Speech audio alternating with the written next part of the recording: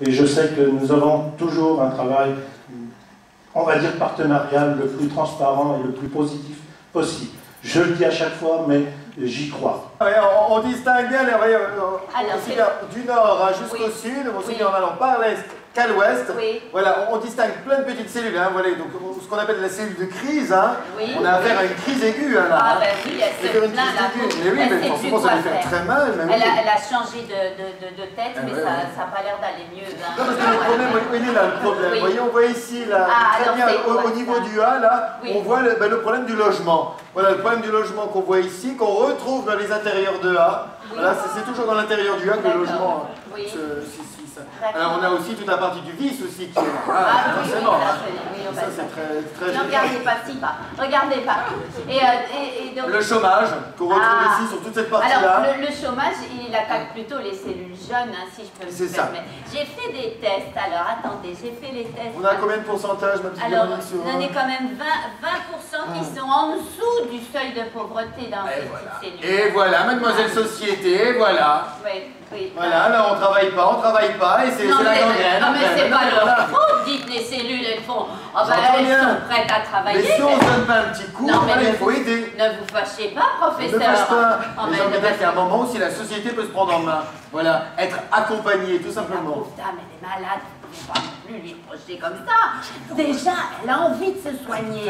Elle est fort quand même. Je sais, mais bon, elle vient déjà se soigner, elle vient à la radio. Il y a plein de gens qui ne viennent pas à la radio, qui ne vont pas bien et qui ne le savent pas. Alors, professeur, ne vous inquiétez pas, société, on est là pour vous aider. Il y a aussi bien Patricia, Nadège, Gabriel, tout le monde est là. Ah, ils sont très sympas, tout le monde va s'occuper de vous. On a des petits stagiaires, j'aurais dit de rester là. Patricia, c'est un grand chef.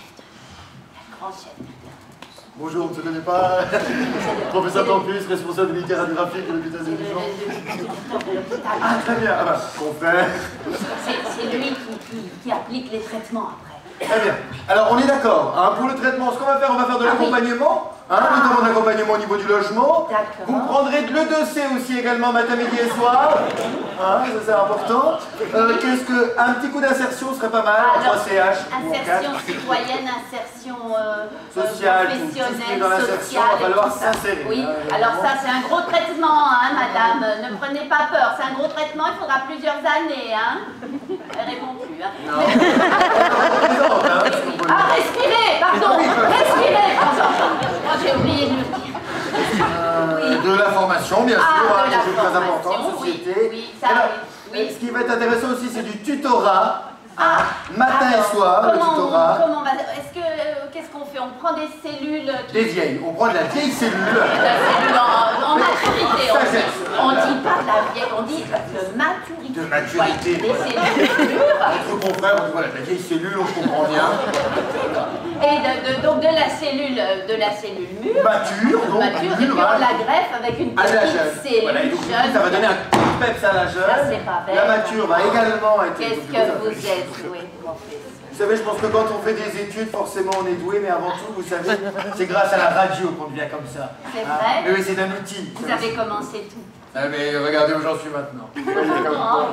Avec le travail. Et excusez-moi, est-ce que ce traitement est durable? Ah oui. C'est ça, parce que ce serait bête de faire un petit traitement comme ça, puis qu'après... parce que si on enlève juste le logement, et puis que du coup il y a le chômage grâce, ça n'a aucun intérêt, vous voyez. Oui, non, mais il faut même tout traiter. Oui, et puis sur la longueur. Voilà, que ce soit un traitement qui dure, quoi, c'est ça, oui. Oh, vas-y. Vous avez compris, mademoiselle Société, alors? C'est bon? De toute façon, même si vous comprenez pas, c'est pas grave, on va s'en charger, hein.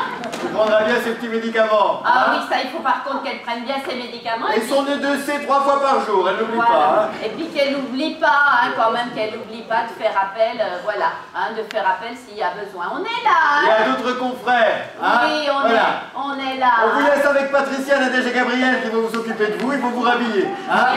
Voilà. On a le champagne. C'est vos 30 ans, j'ai appris. Oui, c'est ça. De métier. Et donc vous avez amené du champagne. Bien sûr, dans la salle de garde. J'ai le droit d'y aller. Vous pensez, bon, pour une fois, venez, vous n'allez pas. Il y a tous les confrères. Gérard. Merci beaucoup. Je sais pas.